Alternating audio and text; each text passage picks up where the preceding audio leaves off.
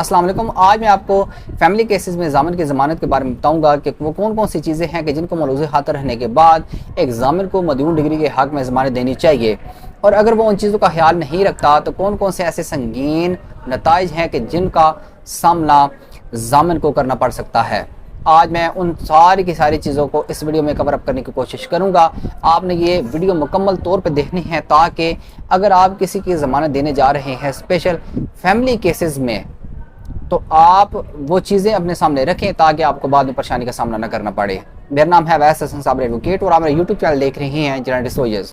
जब भी कोर्ट किसी ज़ामिन की ज़मानत लेती है मदयून डिग्री के हक़ में, तो वो ये चीज़ें देखती है कि क्या ज़ामिन इस फाइनेंशियल कंडीशन में है कि बाद में अगर मदयून डिग्री हाज़िर नहीं होता या वो रकम अदा करने से कासर होता है, तो क्या ज़ामिन का फाइनेंशियल स्टेटस ऐसा है कि वो ये जो डिग्री ज़र डिग्री की जो रकम होती है वो अदा कर सकता है। इस चीज़ को कोर्ट सामने रखती है। नंबर 2 पे कोर्ट ये देखती है कि क्या जो ज़ामिन है वो उसी विसिनिटी का है, यानी कि जहाँ पे जो मदयून डिग्री है वो रह रहा है उसी एरिए का क्या ज़ामिन है या नहीं है। तो इस चीज़ को भी कोर्ट देखती है। किसी आउटसाइडर बंदे की, यानी कि जो आउट स्टेशन हो, आउट सिटी हो, किसी दूसरे शहर से हो, उसकी ज़मानत नहीं लेती। नंबर 3 पे कोर्ट क्रिमिनल रिकॉर्ड भी देखती है ज़ामिन का कि क्या ये आदि मुजरिम तो नहीं है। इन सारी की सारी चीज़ों को देखने के बाद कोर्ट परमिट करती है ज़ामिन को कि वो मदयून डिग्री के हक़ में ज़मानत दे सकता है। ऐसे केसेस कि जिनमें मुदैया या बीवी ने अपने शोहर के खिलाफ दावा दरा पाने खर्चा नानो नफ़का, सामान जहेज, सोना या कोई ऐसी चीज़ मांगी हो कि जिसकी कोई मार्केट वैल्यू भी हो, अगर वो डिग्री हो जाता है और मदयून डिग्री की जिसके खिलाफ वो केस डिग्री हुआ होता है, तो उसका जो ज़ामिन होता है उसको बहुत सी चीज़ों का ख्याल रखना पड़ता है ताकि उसको बाद में संगीन नताइज का सामना ना करना पड़े। इन्हीं चीज़ों को आज इंशाल्लाह हम डिस्कस करेंगे सुप्रीम कोर्ट, हाई कोर्ट की जजमेंट की रोशनी में। यहाँ पे हम एक और क्वेश्चन का भी इजाफा किए देते हैं कि क्या अगर एक जो मदयून डिग्री है जिसके खिलाफ एक डिग्री हो चुकी है, अगर वो अदालत में पेश नहीं होता और वो गायब हो जाता है और कोर्ट के बार बार बुलाने पे भी वो पेश नहीं होता, और जो ज़ामिन है जिसने उसके हक़ में अपनी ज़मानत जमा करवाई होती है, कोर्ट उसको नोटिस भेजती है कि आप आओ और जवाब दो, तो यहाँ पे एक क्वेश्चन पैदा होता है कि अगर वो जो मदयून डिग्री है उसको पेश करवा देता है तो क्या ज़ामिन की जान छूट जाती है या नहीं छूटती। इस सवाल का जवाब भी इस वीडियो में हम लेंगे इंशाल्लाह। एक केस डिग्री हो चुका है और उसकी जो ज़र डिग्री है वो 20 लाख रुपए है। अब ज़ामिन ने अपनी ज़मानत जमा करवाई और उसकी जो मालियत थी वो 5 लाख रुपए थी। अब इन द मीन बाय जो मदयून डिग्री है वो गायब हो गया, जो नेक्स्ट डेट थी उसमें वो पेश नहीं हो रहा। कोर्ट ने समन दिया ज़ामिन को कि आप आएँ और यहाँ पे जवाब दें कि मदयून डिग्री क्यों हाज़िर नहीं हो रहा, और यहाँ पे आके ज़र डिग्री की जो रकम है वो आप जमा करवाएं, और जो 5 लाख की शोर्ट है वो अटैच कर लेती है कोर्ट, वो स्नैच कर लेती है। तो क्या जो ज़ामिन है उसकी जान छूट जाएगी? कि तो यहाँ पे मैं आपको जवाब देता हूँ कि बिल्कुल उसकी जान नहीं छूटेगी। उसको 5 लाख की रकम उसकी स्नैच हो भी गई है तब भी उसका ये काम बनता है, उसकी ये जिम्मेदारी बनती है कि वो मदयून डिग्री को कोर्ट में पेश करे, और साथ में जो ज़र डिग्री की रकम है, अगर फाज के 20 लाख रुपए 5 लाख आपने जमा करवा दी थी in the shape of surety, तो जो 15 लाख बकाया है वो तब भी जो ज़र डिग्री की जो रकम होगी वो ज़ामिन को जमा करवानी पड़ेगी। और इस हवाले से जो जजमेंट है वो मैं आपको बताता हूँ। 2020 CLC 970 इसमें बाकायदा ऐसे ही हुआ था। जो ज़ामिन था उसको बाकायदा डायरेक्शन ये थी कि आप गो के आपकी जो श्योरिटी है वो आपने जमा करवा दी है, लेकिन फिर भी जो ज़र डिग्री की रकम है वो आपने लाजमन जमा करवानी है। यहाँ पे दूसरी सूरत आपको बताता हूँ। जो पहले मैंने क्वेश्चन एक रोज़ किया कि क्या अगर फ़र्ज़ के मदयून डिग्री गायब हो जाता है और उसको आप पेश करवाने के लिए कोशिश करते हैं और वो पेश हो जाता है और वो आके ये कहता है कि मैं तो ये पैसे जमा नहीं करवा सकता, तो इस सूरत में भी जो ज़ामिन होगा उसको लाजमन पैसे जमा करवाने पड़ेंगे, यानी कि किसी भी सूरत में जो ज़ामिन होता है उसकी जान नहीं छूट सकती। और मज़ीद यहाँ पे आपको ये भी बताता चला जाऊँ, निकाहनामा के वक्त अगर दादा ये कहता है कि मेरे बेटे के नाम पे जगह नहीं है, मेरे नाम पे जगह है, और निकाहनामा में आप ना लिखें, निकाहनामा में ये आप उज़र लिख लें कि मैं जो अपनी जायदाद है अपने बेटे के नाम पर तो नहीं कर सका, लेकिन अपने पोते और पोतियों के नाम पे लाजमन करूँगा। इतनी जायदाद है, फ़र्ज़ के 10 मरले 20 मरले, ये लाजमन मैं अपने पोते पोतियों के नाम पे करूँगा। तो अगर फ़र्ज़ किया जो केस है वो बीवी अपने ससुर के खिलाफ लगाती है और साथ में अपने जो शोहर है उसके खिलाफ भी लगाती है, तो अगर शोहर के नाम पे जगह नहीं है तो दादा लाजमन जो है वो अपनी बहू है उसके नाम पे ये जो केस प्रॉपर्टी होगी वो लाजमन जमा करवाएगा और उसको ट्रांसफ़र करने का पाबंद होगा।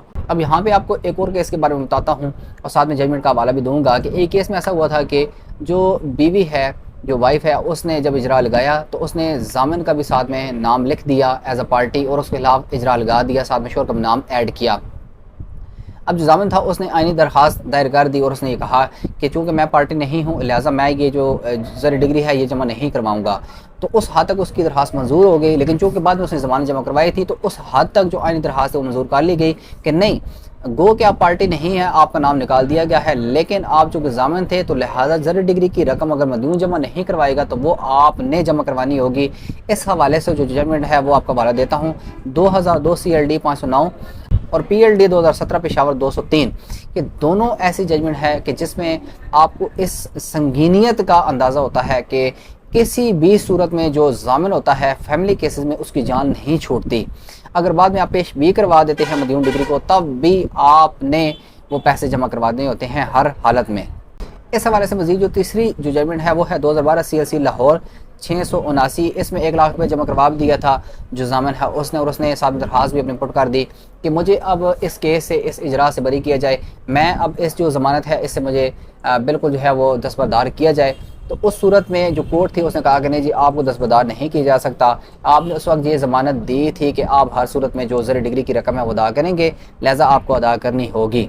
अब जो जामिन है अगर उसने अपनी जायदाद की जो ज़मानत है वो दी हुई है, उसने अपनी जायदाद के हवाले से मुचलके जमा करवाए हुए हैं, तो वो मुचलके ज़ब्त होने के बाद, जायदाद अटैच होने के बाद, कुर्क होने के बाद भी जामिन की जो ज़िम्मेदारी है वो ख़त्म नहीं होती और उसको हर सूरत हाल में ज़र डिग्री की रकम अदा करनी होती है।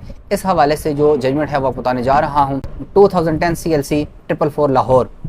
अब मदयून डिग्री अदालत से गायब हो चुका था, उसके जामिन को बुलाया गया और उसे कहा गया कि आप ये जो ज़र डिग्री की रकम है ये जमा करवा दें। जामिन ने वो रकम जमा नहीं करवाई तो उसको जेल भेज दिया गया। इन द मीन वाइल यानी इसी असना में यानी कि 1-2 डेटों के बाद जो मदयून था वो पेश हो गया और उसको पकड़ के लाया गया और उसे कहा गया कि अब आप रकम ये अदा करें।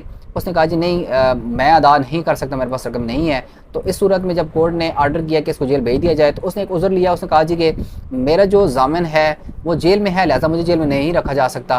तो कोर्ट ने हेल्ड किया कि नहीं, जामिन और मदयून डिग्री दोनों इस बात के पाबंद है कि वो ज़र डिग्री की रकम जमा करवाएं और दोनों जेल जा सकते हैं। इस हवाले से जो जजमेंट है वो आपको बताता हूँ 2018 MLD 1296 लाहौर, और ये बहुत ही ज़बरदस्त जजमेंट है। इसका आपने जाके लाजमन जो है वो इसको जाके आपने लाजमन पढ़ना है तो आपको इस्तेफादा होगा। मेरे ख्याल में ये जो वीडियो है काफ़ी लंबी हो चुकी है, इंशाल्लाह इस हवाले से मैं एक सेकंड लेक्चर भी रिकॉर्ड करवा दूंगा। लेकिन आपने यहाँ पे एक चीज़ का लाजमन जो है वो ख्याल रखना है कि किसी भी सूरत में जो जामिन होता है वो अपनी जो वो उसकी ज़िम्मेदारी है उससे दस्तबरदार नहीं हो सकता। एक दफ़ा जामिन ने यह कह दिया कि ये जो मदयून है इसको पेश करवाना मेरा काम है, अगर ये पैसे ना दे सका तो इसकी जगह रकम जमा करवाना मेरा काम है, तो वो किसी भी सूरत में फिर उससे दस्तबरदार नहीं हो सकता। अब वो मदयून को पेश भी करवा दे तब भी उसकी जान नहीं छूटती। अगर मदयून डिग्री की जो जायदाद है वो कुर्क हो जाए तब भी जान नहीं छूटती। अगर जामिन की श्योरिटी है वो ज़ब्त हो जाए तब भी जो जामिन है उसकी जान नहीं छूटती। अगर जामिन की जो अगर फर्ज के उसने मुचलके जमा करवाए हुए हैं अपनी प्रॉपर्टी के, वो अगर कुर्क हो जाती है जायदाद तब भी उसकी जान नहीं छूटती। इन द मीन वाइल अगर मदयून डिग्री गायब हो जाता है और बाद में पेश भी करवा देता है तब भी उसकी जान नहीं छूटती। किसी भी सूरत में जो जामिन है उसकी जान नहीं छूटती। और उसने एक दफ़ा कह दिया कि मैंने पैसे जमा करवाने हैं तो देन उसने पैसे जमा करवाने हैं और उसको भी जेल भेजा जा सकता है। इसलिए आप इन तमाम की तमाम चीज़ों को देखते हुए किसी भी मदयून डिग्री यानी कि फैमिली केसेस में, चूँकि उसमें जो रिकवरी है वो होनी होती है, तो ऐसे किसी भी केस में ज़मानत देने से पहले कि जिसमें आपने पैसों के हवाले से ज़मानत देनी है 20 लाख 30 लाख 5 लाख 10 लाख, तो उसमें आपने लाजमन सोचना है कि 10 लाख 20 लाख 30 लाख फिर आपको देने पड़ सकते हैं ज़मानत के अलावा भी। इन तमाम की तमाम चीज़ों को देखने के बाद आप किसी भी मदयून डिग्री यानी कि फैमिली केसेस में या सिविल केसेस में जिसमें आपने पैसे अदा करने हैं, आपने ये सारी चीज़ें देखने के बाद, सोचने समझने के बाद किसी भी ऐसी शख्स की ज़मानत देनी है। मेरा काम था आपको आगाह करना, आगे आपकी मर्ज़ी। और इंशाल्लाह इसी तरीके से बहुत अच्छी वीडियोस और इन्फॉर्मेटिव वीडियोस आपके सामने मैं इंशाल्लाह लेके आता रहूँगा। तब तक के लिए इजाज़त दीजिए। बहुत बहुत शुक्रिया। अल्लाह निगहबान।